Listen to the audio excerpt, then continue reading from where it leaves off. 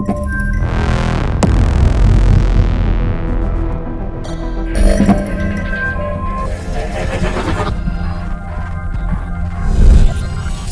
and welcome to Does Rolls. I'm your host, Mike B. Here we are, we're back. I'm back in more capacity than I was before. It's cold in here, isn't it? Fucking cold.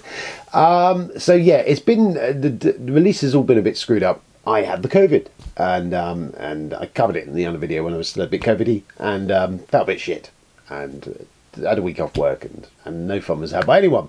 So anyway, I'm back. I had kind of just behind on everything because of all this. There was a video I had ready to go, and I haven't posted that, so I will, and some other stuff. I just kind of brain wasn't functioning. So anyway, all of that aside, I am here. Hello, we are here. Here we are. 400 subscribers. Let's just throw that out there. We did hit the 400. I did kind of mention it last time, but I'll mention it again. 400 subscribers. Fucking yes. Whatever next. Onwards and upwards, as we say. And I think we've sustained the 400. In fact, we're now over 400. So it's a brave new world in some capacity. So there you go. There's all that's happened. And surprisingly, I actually got some stuff played. So let's have a look at that.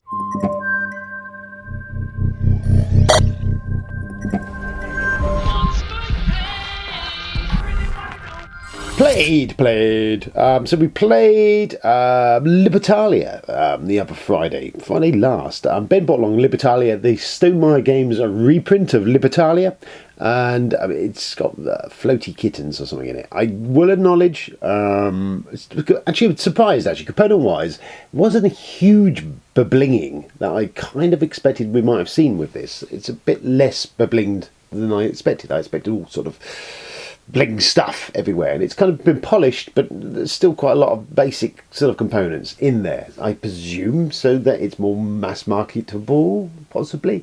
Anyway, Libertalia is a game from, I want to say, Paolo Moran. Oh, that's murdered that. I'm looking, it's here. Paolo Murray. Anyway, it's this. This is the original version of Libertalia. I really enjoyed Libertalia. I love it. It's a cracking little game. The idea is essentially you are pirates on a pirate ship in the original, and it's kind of similar-ish in this, that you're divvying up your loot. It is played by, there is a stack of cards, and there is more in this reprint version of it, and it's all been rethemed kind of, but there's a deck of cards. Everyone has exactly the same identical deck. One person shuffles theirs, and they deal out, I'm going to say 8 cards, and we all then take the same numeric value cards each. So we want this exactly a synchronous hands, and then every time you play these pirates out on the board, they have a number on them, which equates to their strength, which puts them a certain level up on the board, the higher along. And then they have abilities that either activate at that point in time, or they activate on the way back down, or they activate at the end of game, or stuff. And they all can, there's ways of syncing, kind of like a deck buildery thing. It's kind of a deck builder, but not really. So you play them out, you do stuff, and you're essentially picking the loot off the board depending on what the abilities of the pirates you've played do. At the end of every round, and there's 3 rounds in the game, you retain 3 of the pirates. I'm vaguely saying this, maybe two to 3 of them. They deal another set of cards again, which are randomised, and you play again, and so on and so forth. Rinse, repeat. The kind of cool thing about it is that all the cards have different interplays. Obviously, the game is going to be different every time we do it. And as the game proceeds, everyone's deck slightly falls out of sync because there'll be cards some people play in the first round and others don't, and so on and so forth. So you end up with different cards, and sometimes it's useful to know who played what because some cards are more powerful, do different things. It's a great game, and it's a real shame it's been out of print. It's great that it is back in print. It's good. It's a good game. The reprint, as cosmetically and aesthetically, is like, I'm like, yeah, whatever. It's not done anything massively new. They've made one tweak to the game. In the original version, when you played the cards down, they had a secondary number which related to tie breaks, and that would kind of control where the cards split on the boards, because it is to do with ascending and descending order what happens. In this version, you have like a respect track that you can manipulate by playing some stuff and some of the tokens and stuff, and that gauges where you are in the pack order. So they've got a little bit more information there, a little bit more control over that. They have tweaked some of what the tokens actually do, and they've also got a 2-sided board for a harder, more different-y, take-that-y version. So we played a couple of games of it, and as I say, all of that aside, I do enjoy Libertalia. It is a good game. If you don't own it, I think this is a fine version of it. I'll be honest with you, the theme kind of fell away from me. It didn't have that piratey feel to it. I will say that, and I found that just didn't do anything for me. And I enjoy the game, but I found that was a bit moot. The changes, I'm not too bothered either way with that. It basically plays the same. They put more cards in, which is quite nice. Whereas I thought the game could have had the legs for more stuff. And the respect track thing worked okay. I don't know where I come down either side of it. I quite enjoyed the original. It's maybe simplified that a bit. But yeah, anyway, we played that. Libertalia. I do enjoy Libertalia. I enjoyed this. It was fun. I would say I wouldn't see a need to upgrade it if you own the original, really, at this point in time. It does give you some more stuff and more cards, but we'll see if they do some more, if they do more for it. I felt the theme was just a bit meh for me. It didn't have that kind of piratey theme that the base game had, and it kind of didn't improve upon that, in my opinion. It was just a meh theme, and I don't know why they didn't just do a cooler pirate theme, maybe. Who knows? Anyway, but if you don't own it, it's a good alternative to pick it up, unless you can pick up the original, because people may be selling it now, I guess. I don't know. It was quite expensive. I don't know if it's available out cheaper. Just have a look. Then we played Longshot, which is a Kickstarter game that Ben had. It's a dice-based horse racing betting game. Kind of a bit of a roll and write. I've seen it get some buzz on some of the forums the last week or so. We played it with 5 of us, taught it. It isn't technically that difficult a game. You essentially, I think, have one action per round. You roll the dice, and you, like a roll and write, you pick what that action is you do on your board, and you cross it out or whatever. And it could be between getting bonus, filling in like a Sudoku board, bingo board, crossword type thing to get bonuses from that, or you're betting on horses, or putting jerseys on horses to move horses. Fairly straightforward. Somehow, when we played it, Robbie and I think Rich was there as well, they just had utter fucking retardation. They just were incapable of picking up and understanding what on earth was going on, and it really wasn't that complex, and it made the game fucking torturous. I was just sat there going, just take your one turn, please take your one turn. So it kind of killed it for me. I think it's an okay game. It's quite an interesting take on the roll and white type thing. If you like your betting horse racing, yeah, it's all right. I don't think it was terrible, but it just was horrific, an horrific experience, which I have no wish to repeat anytime soon. In fact, Ben bought it last Friday, just gone the other day, and I was just like, I can't face that. I can't. Please don't do that to me again.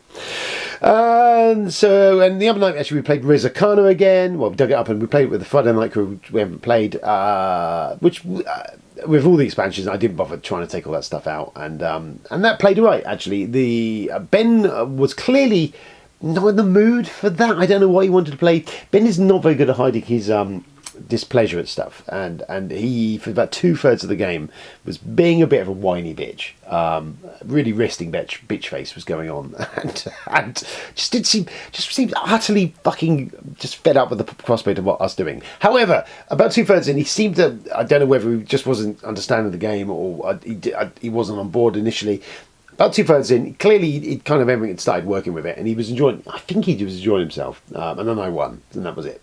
Arcana, if you've not played, I really like Arcana. It is an engine building game, but it restricts you down with a very small deck of 8 cards that you have to make the best of. I was going to do a draft of the cards when we played last night, but in the end it was just easier just to do everyone 8 cards and get on with it, because it was slowing me down.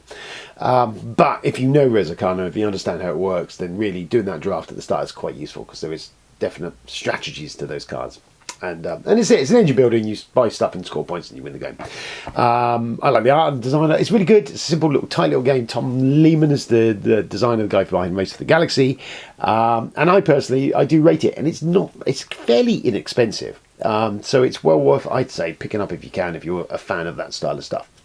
And finally, we played last week was Dead Reckoning, the pirate game. Tony's left it, actually. It's here on the thing in front of me. It's from AEG, and it uses their deck card building system, which basically these sleeved seafood cards you sleeve stuff in. We played with the Saga expansion 1, I think it was, in there, and the Sea Dogs expansion, which just used some asynchronicity powers. And Saga kind of throws in like a campaign, and it's kind of legacy-ish in that there's stuff that will appear, and then it opens other stuff up, and you have an adventure book and things. It's Robbie's first game. The rest of us all played it. We'd fucked it up last time in regards to how to use the cubes. This second game was much smoother for us. And it was interesting to see actually that we had much more of a good cube economy going on, whilst Robbie had done what we did in the first game, which was just plough his cubes out. Though I think he did. I want to say won, but I don't think he did actually. I think I won in the end. Anyway, I was on the fence when we first played it, but I like the idea and I like pirate games. This play of it I enjoyed much more because we kind of knew what we were doing, but also I quite like the Saga element and that being added in, and just this little bit more stuff going on, and that you retain some of your card buffs game to game. So it'd be interesting to see how that kind of develops as we play through the. I think it's a 6-game campaign. I do enjoy it. I avoided it on Kickstarter because I'd looked at it and was vaguely interested, and it was ridiculously expensive. Tony did back a chunk of it. I don't think it's one I'd want to own because he has it. Where's the point in that? But it's not bad. I like what it's doing. I'm not sure I like Ian O'Toole's. Ian O'Toole did all the art design on it, and I just don't think it's a great match. It's okay, and his stuff is all right and all that, but he's got a very certain distinctive style, and it's a bit different than this. And I don't know. I'm not entirely convinced that the aesthetics are absolutely blowing me away. But the gameplay wise, it's all right. It's good fun. I like it. It's clear sort of things. It's an interesting tweak on that deck building mechanism. I've not played any of the other card making stuff by AEG. But on the whole, it's got enough random stuff. It's got the pirate ship with the dice rolling, and it caused a bit random there, which I like. It's got some take that. You can fight each other, and there's this developing sort of world. It kind of, as I've said before, I think it kind of has that Seafall, kind of scratches the Seafall itch for me a little bit. And actually, it's kind of doing sort of what I wanted Seafall to do and a bit more besides, and some other stuff. And it's much better for that. I'm comparing the two, but this is like miles better than Seafall. But it's doing a lot of stuff that I wish Seafall had done. So if that may be faint praise, I guess. Let's do some news.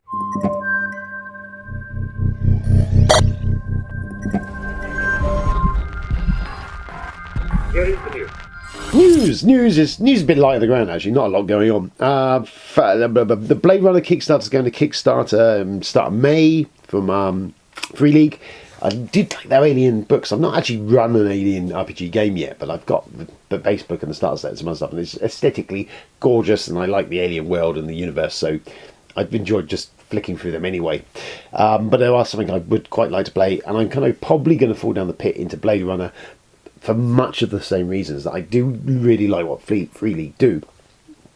Gorgeous sort of presentation, but also I like Blade Runner, so I may well get just drawn into that. And if I don't, whether I kickstart that, I don't know. May not kickstart it, but I'll definitely pick it up down the road. And yes, the thing. What's their thing? The guys who made Voyages, whose name I've written down on a piece of paper, but I've written it in my usual gibberish, so actually I can't understand my own writing. But anyway, they made Voyages, Postmark Games, that's what I'm going to say. It was a roll and write, it was on Kickstarter tail end of last year, I think it was, or even the start of this year. They delivered very quickly. I give it a play, and it's good fun. It plays up to quite a big, large count. That one was a kind of sailing pirate ship thing, actually, and doing stuff maps, and it played well, and there's about 5 or 6 maps for it. I kind of enjoyed it. They've announced Aquamarine, which is coming next. I don't know when, I presume in the next couple of months. It's another Kickstarter and another all right thing, and I think this is deep sea diving and stuff. That's about what I know. But their first game was quite good, so for the price, which was under a tenner, I think, for all of it, it's worth a punt. They did really well the first time around, so good luck to them. Crack on. There is other stuff on here. No, okay, I don't know what that says. So I treated myself, coming out of my post-COVID low, I saw a couple of things and I thought, you know what, I haven't pushed a boat out by any means, but I did treat myself. I picked up the expansion from Australia, one of the 2 that have come out, the others boards and stuff, but this is essentially allows for a 5th player in a game of Australia. and they play the monsters. Australia, I think, is a really cool game. I was going to try and play this the other night, but Ben was absolutely resoundingly against Australia, and I think we've only played it once, but was not interested, which is a shame because I would have quite enjoyed to play Australia, and secondly, it would have been quite cool to see how this works. So instead, I'll find a time to play that. But yeah, that I picked up because I didn't know how well it was going to be around because Australia was out of print for a while. So I thought that might happen with that. And then I'm quite interested in the Tasmania maps they've put out as well, but I ain't got the money at the moment. And I also picked up this, which is the Dune Imperium Rise of Ix. This is the expansion to Dune Imperium. It comes with small cards. It comes with some board overlays that gives you a bit more variety at the top end with the green actions. And stuff happening there, just a little bit more activity, and tweaks the rules a little bit. It allows for epic play mode as well. Just gives a bit more, like a good expansion. It basically just chucks in a chunk more of variety is mainly what it's done. It's also chucked in these big dreadnought ships that you use in battles and stuff. So that I'm really interested in giving a roll. The Sunday just coming up now, which is tomorrow, in fact, is just going to be me and Robbie because Tony and Jamie are fucking camping. Fucking camping. Honestly, who camps? Jesus Christ. Anyway, so they're going off to do that. So they won't be available to play games. They apparently prioritise that shit above playing board games. So me and Robbie are still going to catch up. So there was discussion we might play Ankh, because that plays, I think, quite well too. Though I really would quite like to give this a spin. So I might just set it up and say we're playing that tough. He will put no defence up because it will require him doing that. And that is it. That's it for news. That's it. That's everything. Me, myself, personally, and I watched Moon Knight the other night. I've watched the first 2 episodes, actually. I thought the first one was brilliant, really well done. Oscar Isaac, fantastic. Moon Knight, if you don't know, is kind of Marvel's Batman, kind of, in the comic version. They've definitely made some big changes in the TV version. The essential idea is a guy with, I can say, split personality. There is a DOP, I think it is, something disconnected personality trait or something. Anyway, he essentially in this Mark Spector is like a super agent type character, and living alongside in his head is another character, Stephen Knight, I think what it is. I think that's what it is. And this iteration is a lowly museum attendant, played both by Oscar Isaac. Really well done. How he manages to kind of portray the two characters. He's got a very interesting take on, like a Carl Pilkington type English take of this Kevin. I kind of call him Kevin. Stephen character, which is funny, and it's really well done. The first one I thought was excellently done. How they do the action sequences and stuff. Second one, I enjoyed it as much. I thought it was still good. It moved things forward, though it didn't blow me away as much as the first one. And I have one big disconnect with it, is there's obviously clearly a chunk of it been shot in Budapest, and they keep trying to pass off a lot of Budapest as London, and I know London, not amazingly well, but I know London enough that I'm often sat there going, that is not London, and it's kind of pulling me out of it, so I need to just turn that thing off and just kind of enjoy it. But Moon Knight, really very well done. I think it's probably the best Marvel TV show that I've seen so far from them, in my opinion, and hopefully it stays the course and actually delivers fully, like a rounded, really good story, character study thing. Would be very good if they do that. The Marvels have been pretty good at some of that, so I'm fingers crossing for that it's good. So far, really enjoying it. It's got some nice horror vibes and a bit more adultish maybe. And Oscar Isaac is a fucking blessing for everything he's in, and he's fantastic. And Ethan Hawke as well as bad guy. Well worth a watch. Well worth a watch. Other than that, I picked myself up this as well. This was cheap. I saw it on Amazon. Kevin Smith's Secret Stash. This is basically a big coffee table edition of all of Kevin's movies. It's just some anecdotal stuff from him. If you followed him in any capacity over the years, then there's not a massive amount of anything new in here. Though it's kind of cool. They've got lots of little inserts and bits and pieces that attach. So there's like little bits of movie hash brown things, and there's script things, and there's just stuff that goes like this. There's all like little bits attached to the inside of the book, which is just kind of nerdy. So pages of the scripts from Clerks and all sorts of stuff. I really dig on Kevin Smith. I remember watching Clerks back in the mist of time, the 1990s, 94ish, when it came out. it was where I was meshed in my world. I was working Nintendo, I think, at the time, but I also would spend a lot of time in Monday Comics, in the comic shop, and even clerked in there a few times, though I didn't need to. And subsequently, I spent a lot of time in retail. So Clerks just was perfect for me. I really enjoyed it. I loved what it was doing. I thought it was brilliant. And I've dug all his stuff up to watch again from Son number 1, because he's obviously now in the big wide world of Costa Coffee. Good grief. So I think he would now appreciate a lot of what that does. I've got a lot of time for Chris Smith because he's kind of a funny dude. Whilst he's no artiste, he's steady, and I quite enjoyed this View Askew reverse, and I'm very much looking forward to Clerks 3 that he's announced. Well, it's filmed and coming. But yeah, his core stuff, he's done some good stuff. Zack and Mira Macapole is really good. I really rate Jersey Girl outside of his normal View Askew stuff. And the View Askew movies wonderful. Mallrats was just something I was besotted with, and I was that Brody character really in that point in time. That was my life. That was what I was doing. He was well ahead of his time in regards to that sort of stuff. And he's a funny dude. That makes me laugh. So there you go. That's quite all that. So anyway, I had a look at that, and it was fun and enjoyable and stuff. There we go. So there is a few stuff to come. There is a video to drop. I've done the board games that made me video, which is I filmed, and I need to film some more bits off, which essentially is me a meander kind of down memory lane of 10 board games that kind of not defined me, but growing up, the historic board games that I played and kind of in the jelly resulted in maybe stuff I play now and choices I make now. But definitely that's a little bit of just me rambling on for a while for a change, because that's a new thing, isn't it? There's another thing I was going to do this Sunday, which I can't do now because half the boys are not going to be available because they're fucking camping. But I'm thinking of is I'm going to try and set up a camera thing, and maybe we'll do is when we play games on a Sunday after we've played a game, I'll do a group thing. We can get us all in video, and we'll just give our opinions or something bullshit about something. Thinking I might put it as a Patreon exclusive thing at the moment. Don't know. I'll see how it looks, see if it works, see how long it takes me to edit and all that shit, and I'll put it out in some capacity somewhere. But I thought it was a new thing, and it won't be a lot of effort on my part because people are just there, and it's something for me to bounce off of rather than just you don't say anything. I don't know, you're silent majority most of the time. That's it, I think, on the whole. I think that's the main stuff. There is, I think, a Charlie video to drop. I think I've still got that to put out. And there is a video, a couple of vids I did, though the focus is all to fucked on it. So I'll put them out anyway, because, what the fuck. There you go, that's us. Thank you very much for tuning in. I've been my B, this has been Who Does Rolls. This is a Macho Rambo Bambo Mambo.